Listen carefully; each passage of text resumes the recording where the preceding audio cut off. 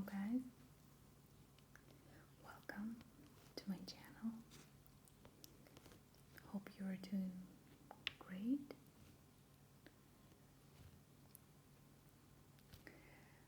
Today I am going to show you some new vintage books, most of them from a charity shop. I found myself really enjoying going through the books in charity shops and finding I would say like art pieces there for a very low price. So I also wanted to light up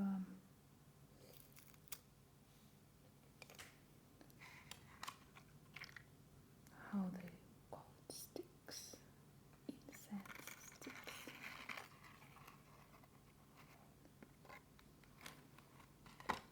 This one is sandal.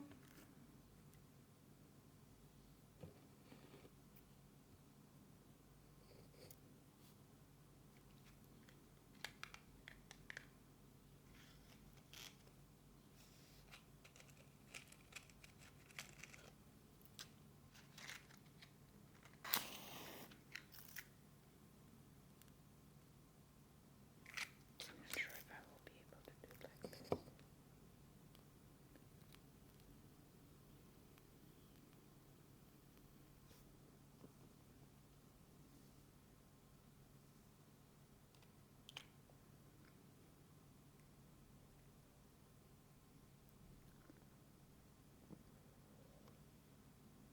Okay. Beautiful.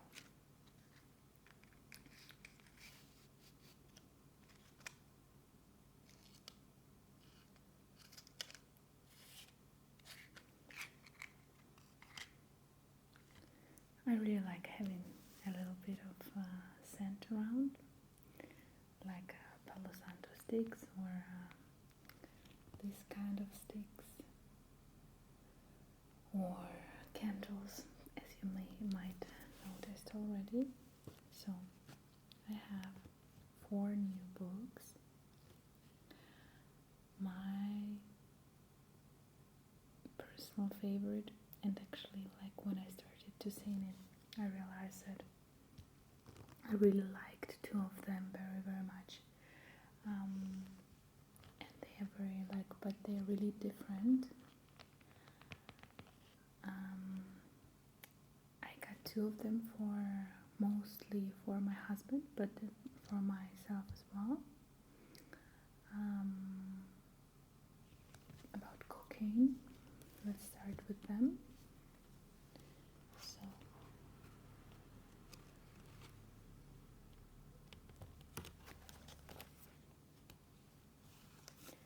we have a very small, I actually think maybe it's a handmade book. It costed me 50 cents, and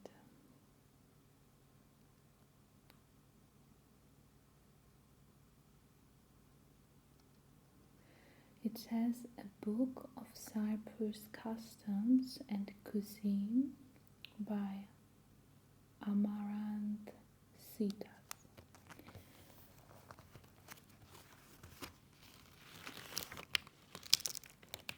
Of course, as always, this book was gifted to someone, from someone,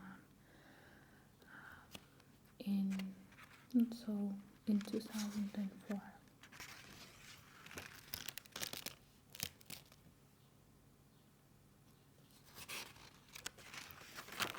So this says Limassol, Cyprus. This part where I live, 1974. And the things that I really liked about this book when I was looking at it in the shop is it says, with love to all the younger generation of Cypriots living abroad. So as I understood, it has all the recipes of Cypriot cuisine, and it also has kind of a glossary for you to understand the names of the like groceries. Or let's look at it together. So here it says that the first edition was made in 1968, and this book is the second edition.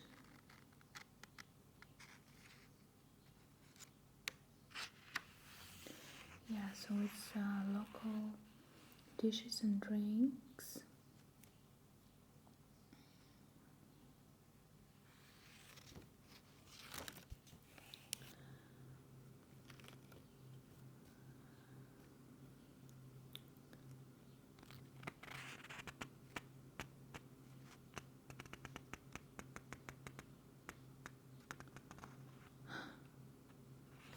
So then here we have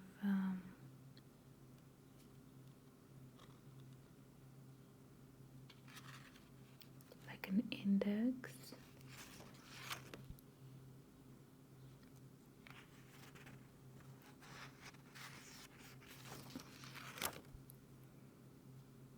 We have a little pictures that looks really nice.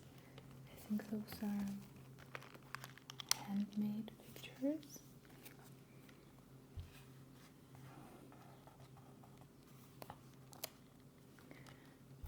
And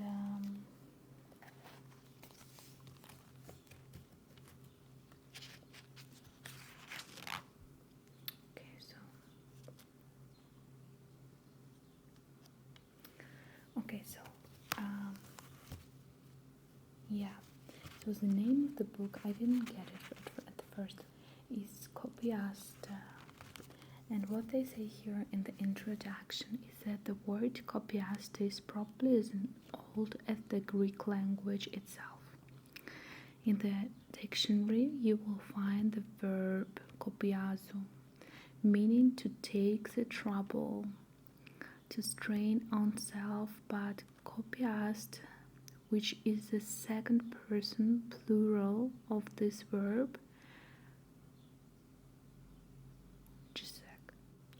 but copiast, which is the second person plural of this verb, has come to mean take the trouble to come, sit down and share my meal, come and sit and let us talk.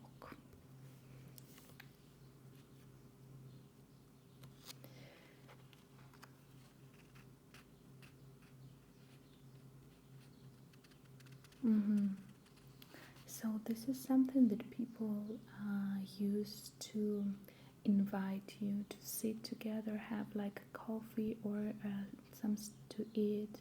So a man can call other men. A man sitting in a coffee shop can call another man to join him, you know.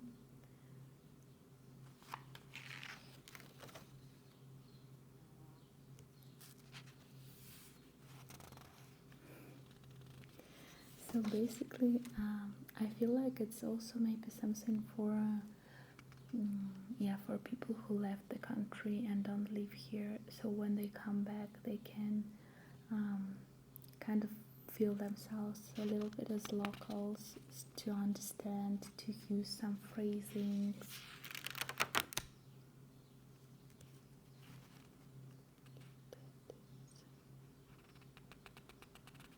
Yeah, so here we have like proper recipes inside of some meat dishes. Sheftalia is a very popular dish with pork.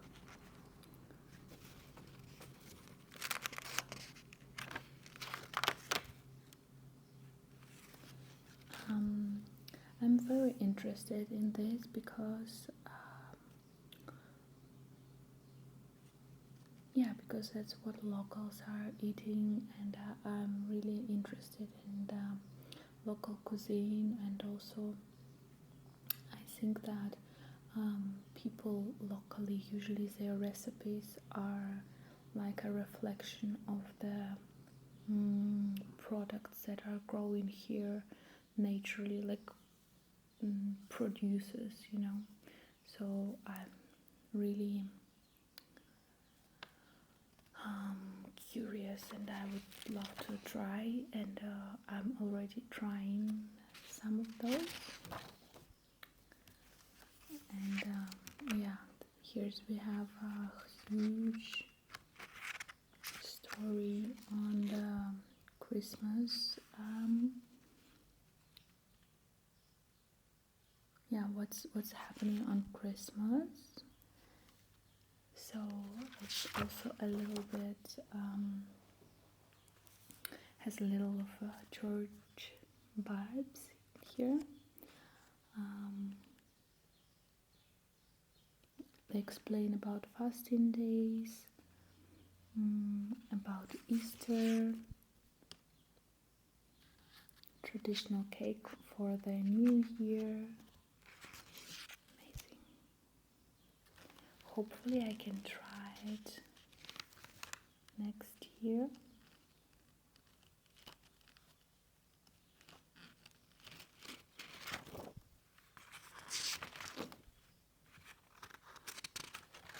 Very interesting, like a little bit like a history book of Cyprus.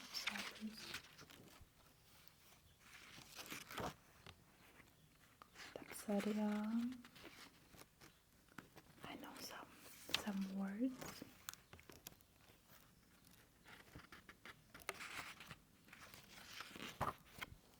Yeah, so it's very nice when you have stories together with recipes. So you are more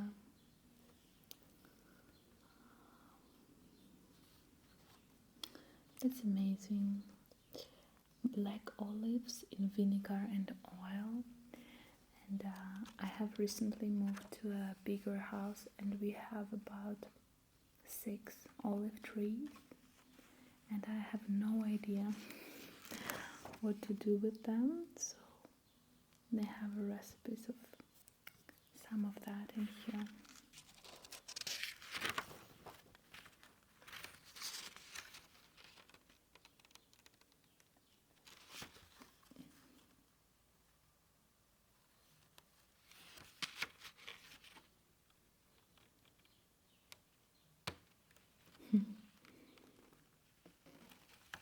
They explain like how would the,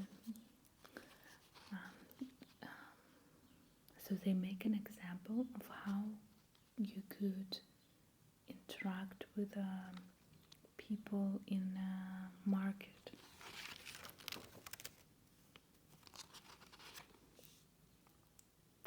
Then they have a part where they explain the vegetables that are used in salads and their names in Greek and English.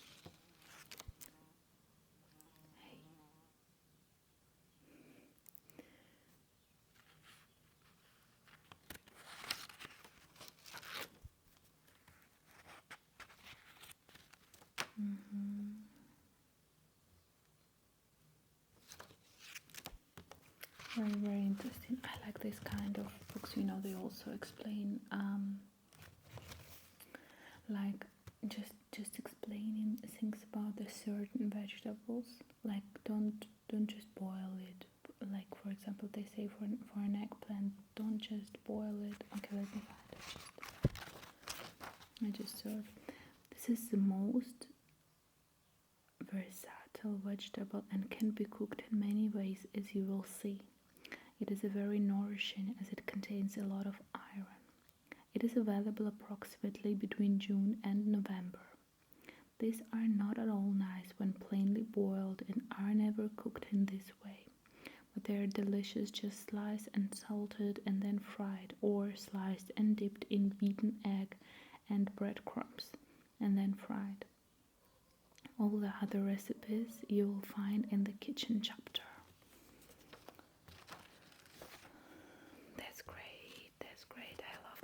more and more.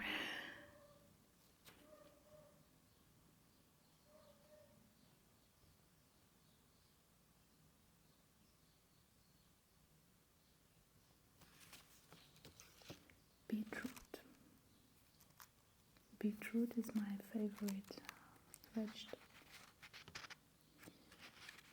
Mushrooms.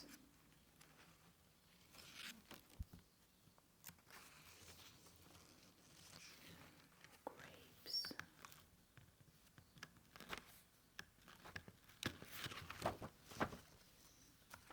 Fresh fish.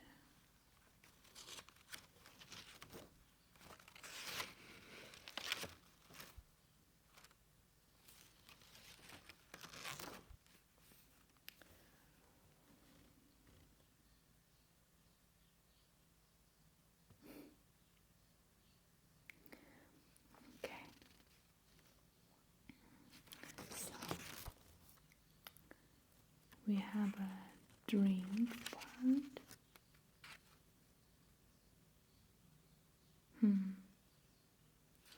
And they also suggest when to serve what, with which food, what will go.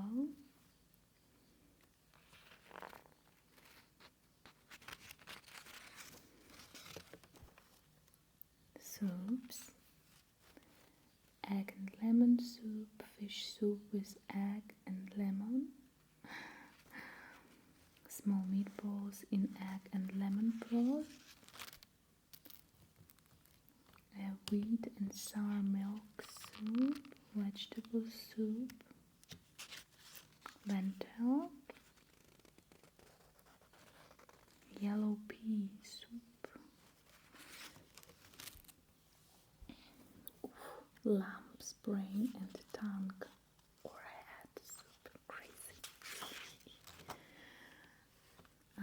Pilafs.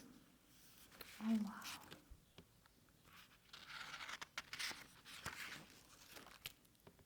Yeah.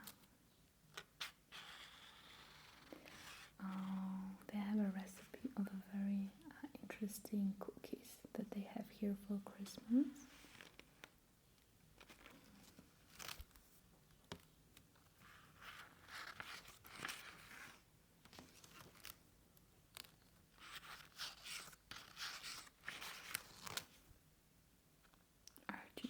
Artichokes.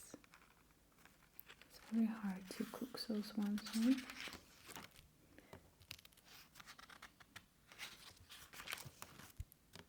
Beautiful, beautiful book. That's amazing. I'm so happy I found it.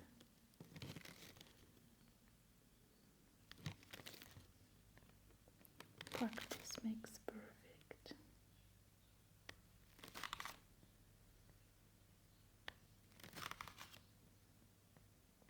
Dried vegetables, snails.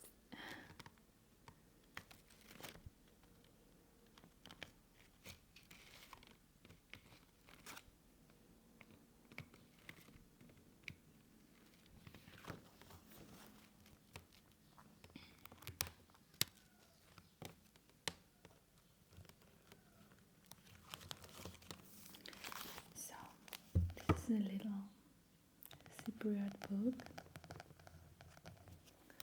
I will definitely examine it a little bit more and try some recipes out from it.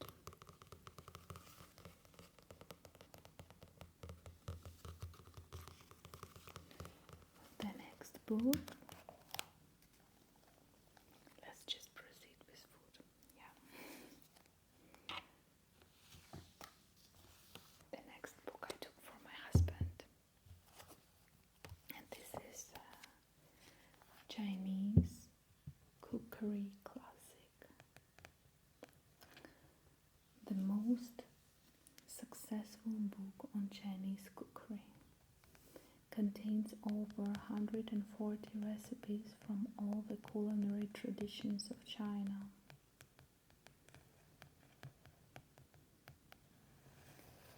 And what I really liked about this book when I first opened it is that I like the man of the picture as well. Basically, for the New Year's, I got my husband set of pants, and one of the pants in the set was a Vogue pen. So he's really thrilled to make some Vogue food, and when I saw this, I thought, yeah. And also, he recently went to the Chinese shop that we have here and got some nice sauces and spices from there. So I feel like, and actually, I think we are kind of fans of Chinese cuisine.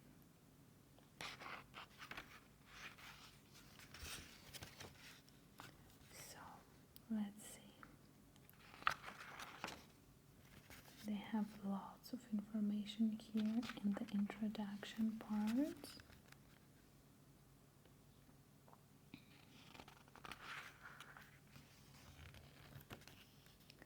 Then they tell you about the ingredients.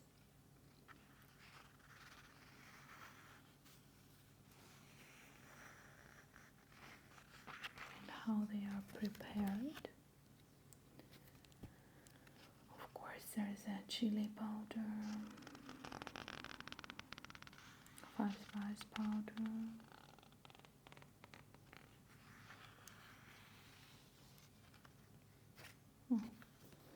to make dried citrus peel. Peel the skin of a tangerine or orange, scraping away as much of the white with as possible. Lay the peel on kitchen paper and dry it in the sun in an air-drying cupboard or in a warm but switched off oven until it is dry and very hard. Store in a cool, dry place in a well-sealed container. It's just we have these orange trees in the garden next to us, and the landlord, so to say, they told us that we can use them, and one of them are very, very sweet, and we're just eating them for the last 3 weeks, and another ones, they are not as good, just like that. And I thought that I might do something with them, like prepare them for the summer season, because we have oranges only in winter season, or use the peels to dry it and use it for teas, or as I understood now, for Chinese recipes.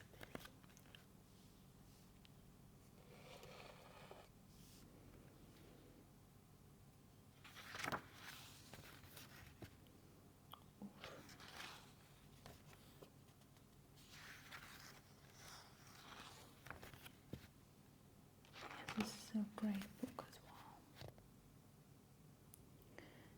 So I'm not sure if I told it to you already, but what I like about books that were made, so to say, before the internet started to give us all the information, and as I can see, this book first published in 1984. I'm not sure which year I have,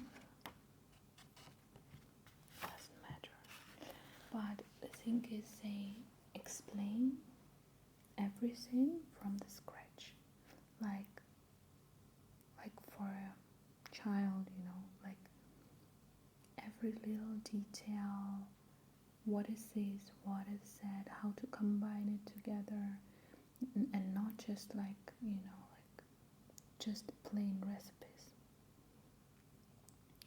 So here we have explained how to make a chili oil, I assume. Yeah, For those who like hot and spicy food, chili oil is a must. It can be purchased ready-made from Chinese groceries, but also easy to make yourself.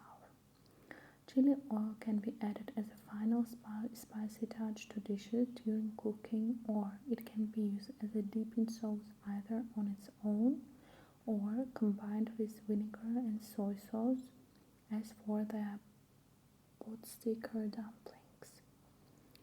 There's a recipe of it somewhere on the page 239. So it says we will need 150 milliliters of oil, preferably groundnut, 1 tablespoon of dried red chilies chopped, and 2 teaspoons unroasted Sichuan peppercorns. And this one is optional. Heat a wok or a frying pan over a high heat and add the oil. Continue to heat until the oil begins to smoke. Remove the wok or pan from the heat and add the chilies and peppercorns. Allow the mixture to cool undisturbed and then pour it into a jar. Let it sit for 2 days and then strain the oil. It will keep indefinitely. Then they say how to prepare sweet and sour sauce, ginger and spring onion sauce, ginger sherry or rice wine, roasted salt and pepper, 5 spices salt.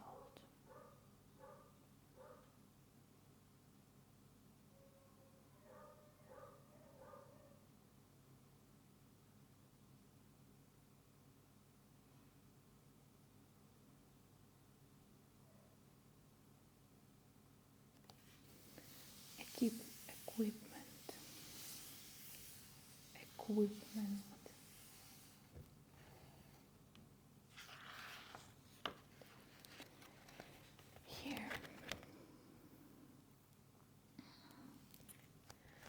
Here they just explain everything and they tell you all the things about the wok. And they also tell that equipment is not essential for cooking Chinese food, but it will make it much easier.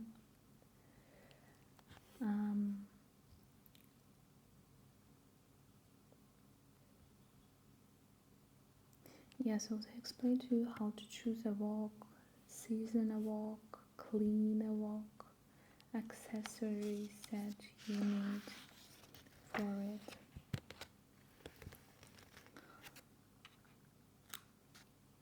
Steamers,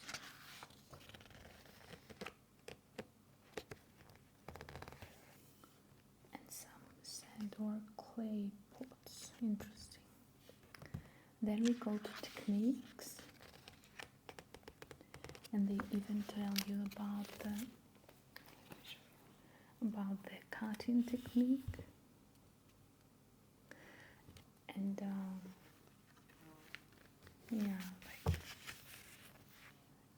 slicing, horizontal or flat slicing, diagonal slicing, roll cutting, shredding, dicing, mincing, chopping, scoring.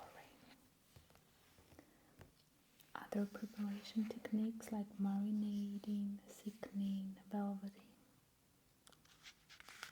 Cooking techniques: balancing, blanching, poaching, stir frying,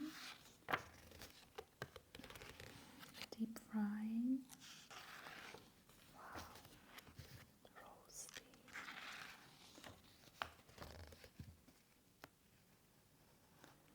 How to make like radish roses, carrot flowers, fresh chili flowers, tomato roses. So sweet, just look at that.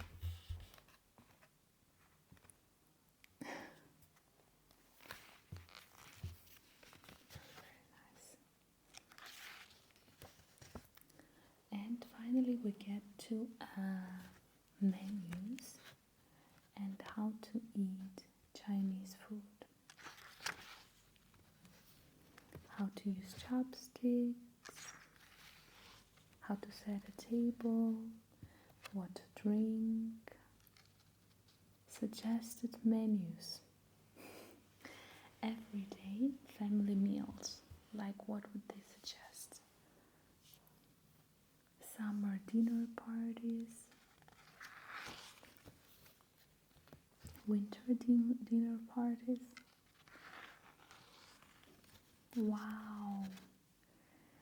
Okay, so now we start. They start with soups, and they have plenty of them in here. We even have some colored pictures.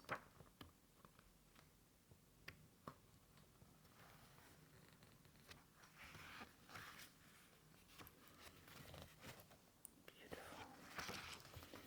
And then we go to meat.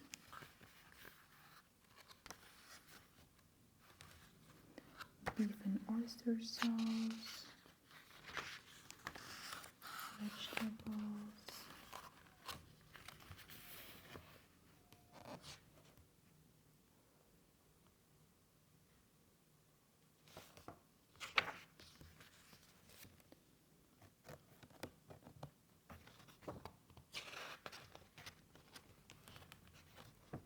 a lot of meat recipes, I should say. And after the meat recipes goes chicken, duck, and game. I'm not sure what this means.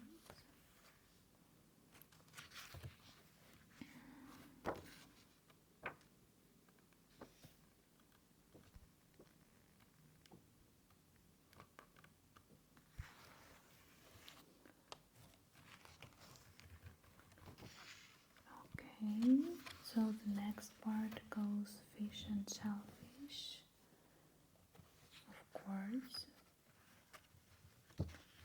And what else do we have here? Fish, shellfish, vegetables, aubergines. They explain how to grow bean sprouts.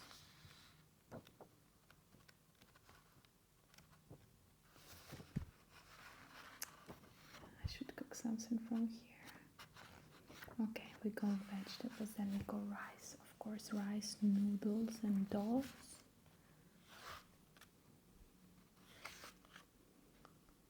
How to cook rice, very important knowledge.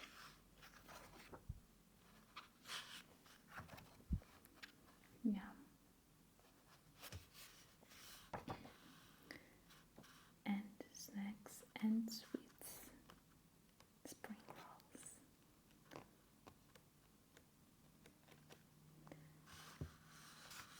Beautiful book. Love it. Very happy to have it. Very happy to find it. Chinese cookery. Over 500,000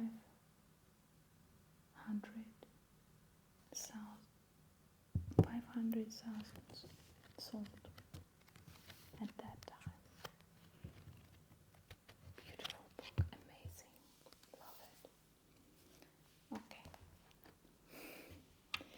So let's go to the next book. This is a very nice book. This book calls The Elephant in the Classroom. Helping children learn and love math.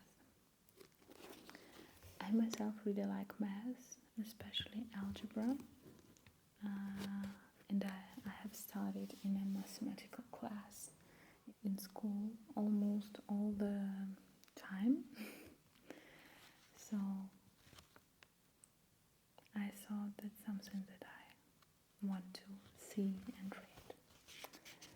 So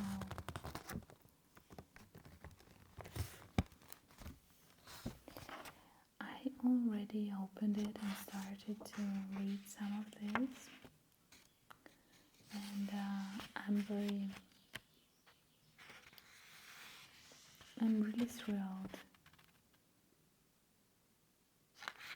by the author. His name is Joe Bowler. The year of the book is 2009.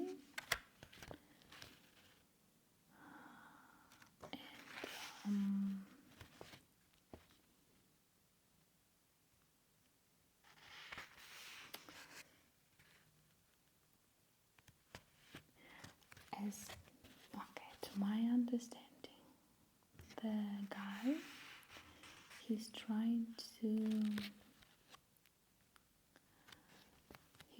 explain that it's not a must to be the teacher who just gives the material from the book and then just wants students, to just like repeat the pattern and do it good. He's trying to explain that it is really important to have the experience and have the interest in this, to find the excitement in your students to solve the mathematical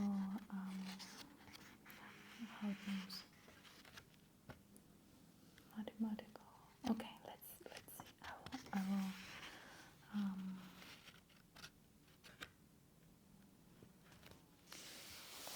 let's read a little bit, okay? I hope you don't mind. Far too many students hate math. As a result, adults all over the world fear math and avoid it at all costs. Mathematics plays a unique role in the learning of most children. It is a subject that can make them feel both helpless and stupid. Math, more than any other subject, has the power to crush children's confidence and to deter them from learning important methods and tools for many years to come. But things could be completely different, and math could be a source of great pleasure and confidence for people. There is a huge gap between what we know works for children and what happens in most classrooms. We have the knowledge of good teaching methods for schools and the home, but this essential knowledge is usually shared between experts in universities and communicated in scientific research journals. It is the time that this important knowledge is communicated to a broader public, to parents who want to help their children, and to teachers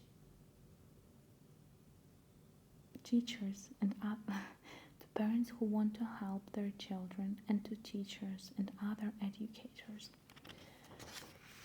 This book will provide that knowledge through real-life stories of children learning math well and details of the real math that children should be learning.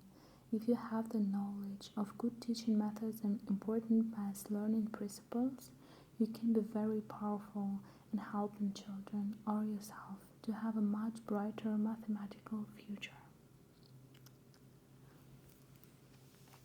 There is an elephant in the room is an expression that refers to an idea that is very important but not talked about. I have called this book The Elephant in the Classroom because there is often a very large elephant standing in the corner of math classrooms. The elephant, or the common idea that is extremely harmful to children, is the belief that success in math is a sign of general intelligence and that some people can do math and some people can't. Even math teachers, the not good ones, often think that their job is to sort out those who can do math from those who can't. This idea is completely wrong, and this is why. In many math classrooms, a very narrow subject is taught to children that is nothing like the math of the world of the math that mathematicians use. This narrow subject involves copying methods that teach and demonstrate and reproducing them accurately over and over again. That's what I just told you, I think. Of course, very few people are good at working in such a narrow way, and usually everyone knows which people are good at it and which people are not.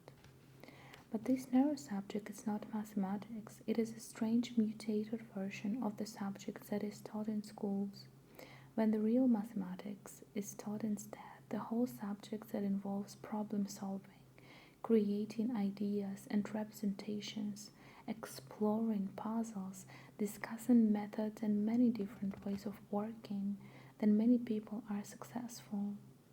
This is a classic win-win situation. Teaching real mathematics means teaching the aesthetics version of the subject and giving children a taste of high-level mathematical work.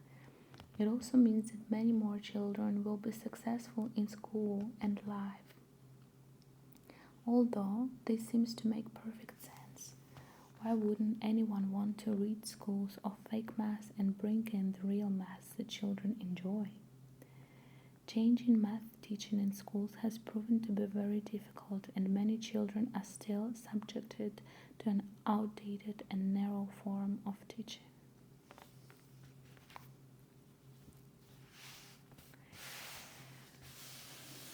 I will read a little bit more, little part which I really liked myself.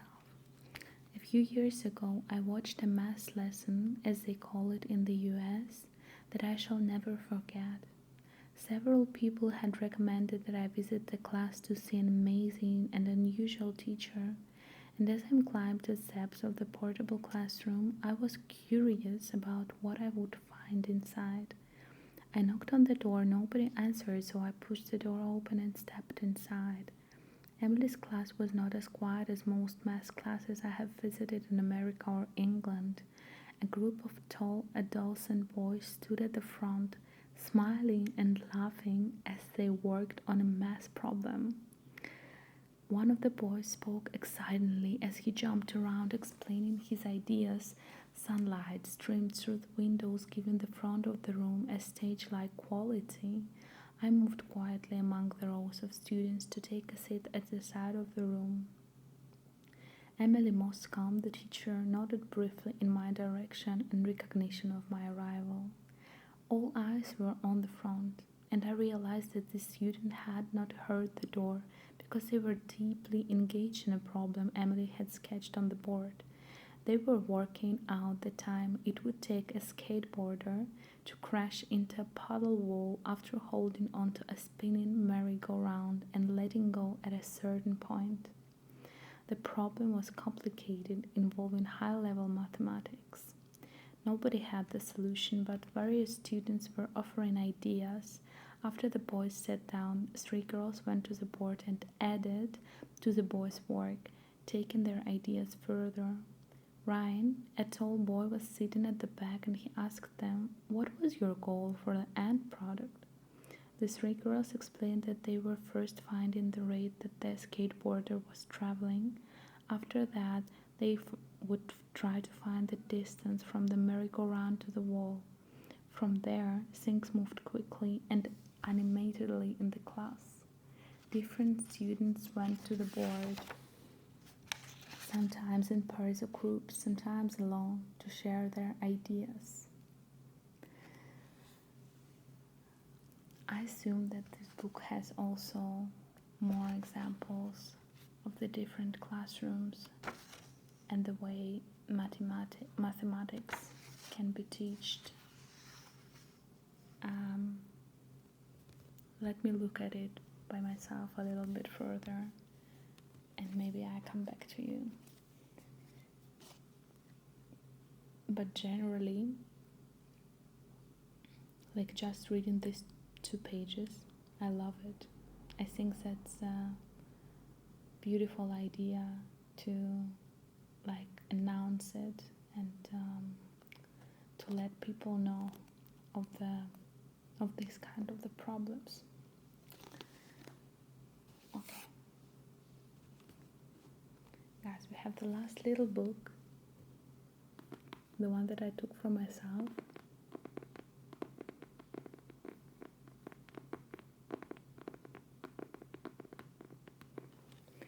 Wildflowers of Europe.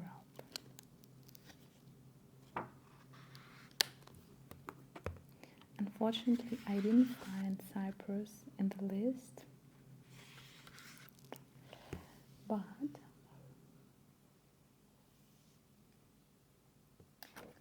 but still I found some flowers that we have here. So basically this book is a book with pictures and explanations about several flowers that we have around. It also has some notes from a person who had this book before. I will need to have some time to sit down. Just a sec. I will need to have some time to sit down and to read them closely, because it's a little bit hard for me to recognize the writing. But in some things I saw, like the person was writing like that you can drink this kind of herb and how you can drink it, and that's really nice.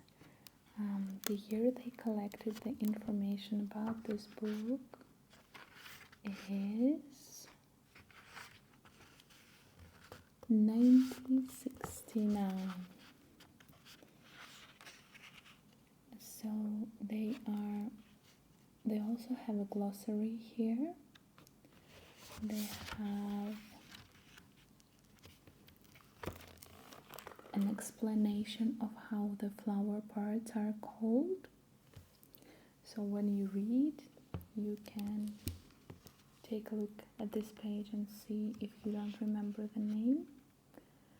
And they have a beautiful pictures of the flowers, colored ones in here, which are very beautiful. I find it very beautiful. I would love to have like postcards with these pictures.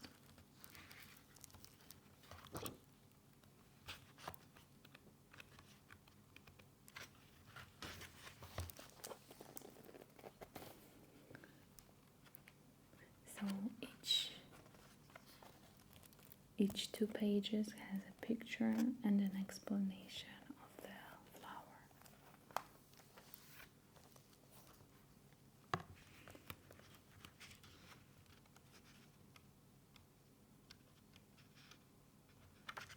I think that this one we have here in Cyprus. Malva sylvestris, common mallow.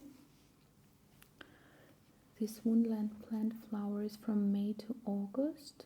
It also grows freely in pastures and grassland. It was cultivated throughout Europe until recently for its medicinal properties, all part of the plant being used to soothe the alimentary canal and chest. The boiled foliage is reputed to be a wholesome vegetable, and the seeds are edible. A tincture prepared from the dried blue flowers can be used as an acid-alkali test. There are 13 species of this genus in Europe. Genus, not genius. 6 are abundant in Central Europe. All malvas have purple, pink, or white flowers. And then we have an accurate description of how you would recognize the flower. And this we have about all of them that we have here. And we have this kind of notes from a person who has this book before.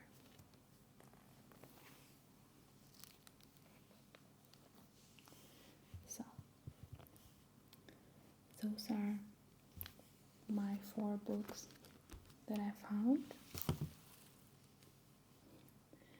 And the stick is almost done. Thank you very much for being here. I hope you got relaxed.